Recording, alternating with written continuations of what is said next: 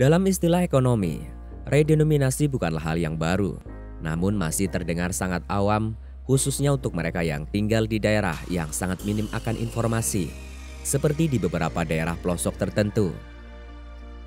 Oleh karena itu, kita semua harus memahami pengertian dari redenominasi itu sendiri secara jelas, agar tidak terjadi simpang siur yang bisa menimbulkan ketidakpahaman. Sebelumnya silakan subscribe dulu channel Bicara Uang. Aktifkan juga lonceng notifikasinya agar kamu tidak ketinggalan setiap update penting dari kami.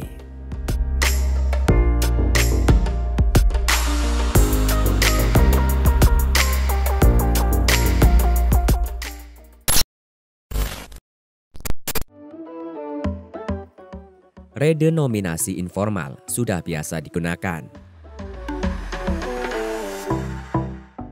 Tanpa Anda sadari, sebenarnya masyarakat kita secara tidak langsung sudah mampu menerapkan redenominasi itu sendiri secara informal.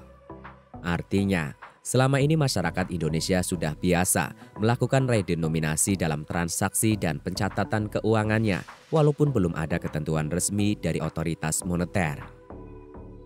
Berbagai masyarakat urban juga sudah terbiasa dalam menyebut angka nominal rupiah menjadi lebih kecil daripada yang seharusnya. Contoh sederhananya adalah menu kopi di kedai kopi yang seharga Rp25.000 dicatat dengan harga 25K saja. Dalam hal ini K memiliki arti kelipatan 1000. Di berbagai pasar tradisional pun kita memperhatikan transaksi antar pedagang dan pembeli yang sudah mulai menyederhanakan penyebutan nominal rupiah ketika tawar-menawar. Misalnya, seorang pedagang buah yang menawarkan harga buah alpukat seharga Rp30.000 per kilogram dan pembeli menawarnya dengan menyebut 25 saja, yang artinya adalah Rp25.000 per kilogram. Sederhananya, redenominasi bisa menjadi suatu hal yang positif dan memberikan keuntungan.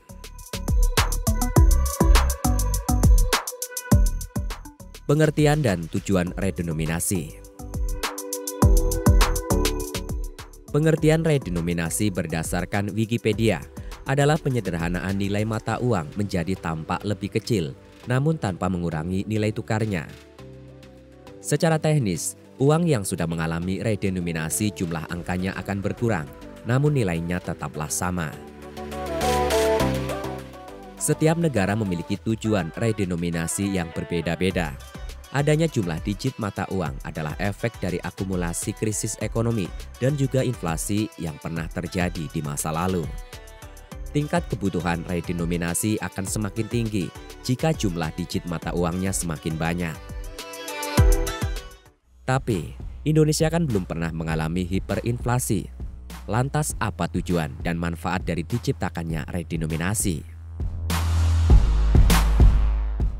Pencatatan dalam akuntansi dan sehari-hari bisa lebih sederhana.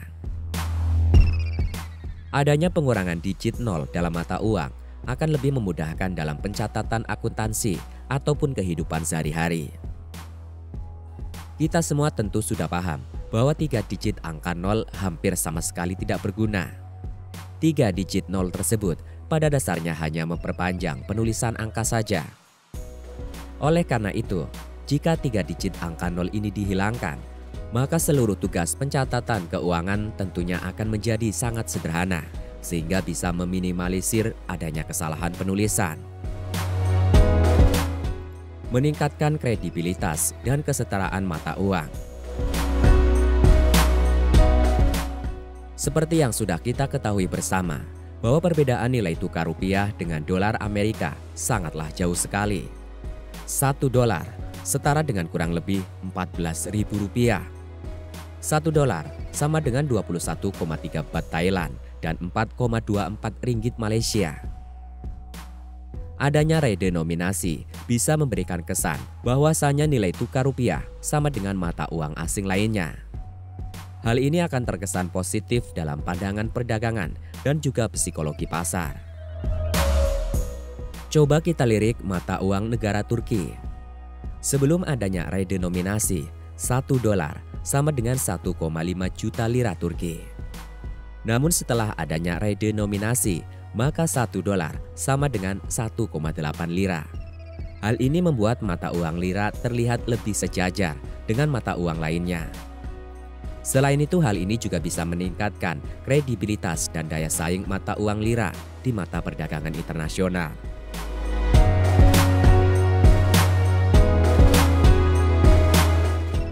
Risiko redenominasi. Walaupun redenominasi mampu memberikan banyak manfaat, namun risiko yang dihasilkan pun harus bisa dipertimbangkan. Jika risiko tersebut tidak mampu dipikirkan dengan baik, maka bukan hal yang tidak mungkin redenominasi mampu memperburuk kondisi ekonomi Indonesia. Berikut ini adalah risiko diberlakukannya redenominasi. Pembulatan harga berujung inflasi. Adanya pembulatan harga yang sangat berlebihan ternyata bisa menyebabkan inflasi tinggi. Apakah Anda sudah mengetahui adanya istilah money illusion? Kondisi ini bisa terjadi saat Anda melihat angka pada uang, bukan pada daya beli yang ada pada uang tersebut. Mari kita ambil contoh.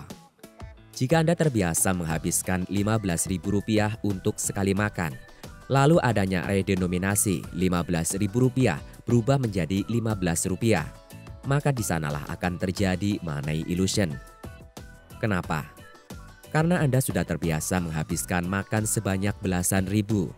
Maka saat Anda menghabiskan makan dengan harga Rp15, maka uang tersebut akan terlihat kecil dan menjadi terasa kurang berharga.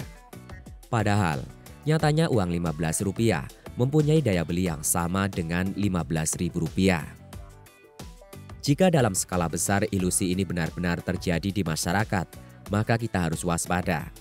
Adanya money illusion yang masif akan menyebabkan inflasi yang tinggi. Sosialisasi dan implementasi yang membutuhkan biaya tinggi. Ketika pemerintah membuat kebijakan untuk menerapkan peraturan redenominasi, maka pemerintah juga harus sedia menyiapkan biaya yang cukup tinggi untuk proses sosialisasi dan implementasi. Indonesia merupakan negara kepulauan yang sangat luas. Masyarakat yang hidup di dalamnya merupakan masyarakat yang hidup dengan kondisi geografis yang berbeda. Pengetahuan pendidikan yang beragam, akses yang berbeda, serta fasilitasnya pun berbeda. Masyarakat urban tentu bisa mengakses internet dengan baik, namun mereka yang tinggal di pelosok tentunya akan sulit dalam mendapatkan internet. Untuk itu diberlakukan rencana, kesiapan, dan persiapan yang matang untuk memberlakukan kebijakan redenominasi. Keadaan ekonomi negara pun harus sangat mendukung dalam melakukan proses ini agar bisa berjalan dengan baik. Namun di balik untung ruginya redenominasi, kami sendiri mendukung adanya redenominasi. Bagaimana dengan Anda?